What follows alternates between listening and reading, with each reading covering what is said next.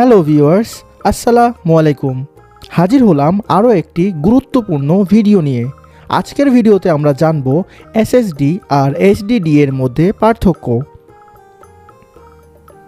আপনাদের অজানাকে জানাতে শেখাতে ভিডিও বানিয়ে যাচ্ছি আমরা, তাই আপনি যদি নতুন হয়ে থাকেন তাহলে এক্ষুনি চ্যানেল সাবস্ক্রাইব করে রাখুন, ভিডিও শেয়ার করে অন্যকে দেখার সুযোগ করে দিন।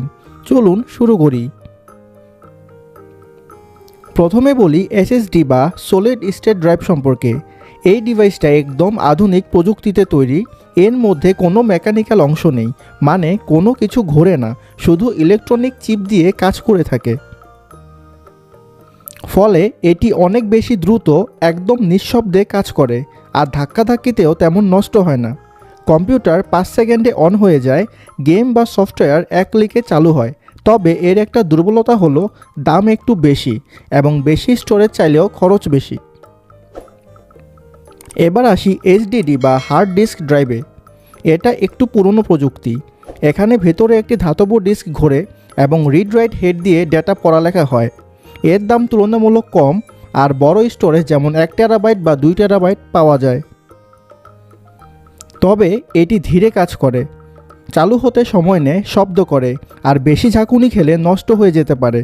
তবে সাধারণ ফাইল রাখা, ভিডিও বা গান সংরক্ষণের জন্য এখনও অনেকে এটা ব্যবহার করেন। তাহলে আপনি কোনটা নেবেন?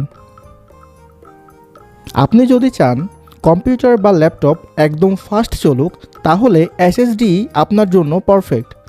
আর যদি বাজেট কম হয় বা বেশি পরিমাণে ডেটা সংরক্ষণ করতে চান, তাহলে এইচডিডি আপনার জন্য ভালো অপশন। অনেকেই এখন দুইটা একসাথে ব্যবহার করে, এসএসডিতে উইন্ডোজ আর সফটওয়্যার, এইচডিডিতে ছবি, ভিডিও ইত্যাদি রেখে দেয়। তো ভিউয়ার্স, আশা করি এসএসডি আর এইচডিডি নিয়ে এখন আপনার মনে আর কোনো দ্বিধা নেই। ভিডিওটা ভালো লাগলে একটা লাইক দিন, শেয়ার করুন বন্ধুদের সাথে, আর এমনই ভিডিও পেতে সাবস্ক্রাইব করে পাশে থাকা বেল আইকনটি বাজিয়ে দিন। ধন্যবাদ সবাইকে, দেখা হবে পরের ভিডিওতে। আল্লাহ হাফেজ।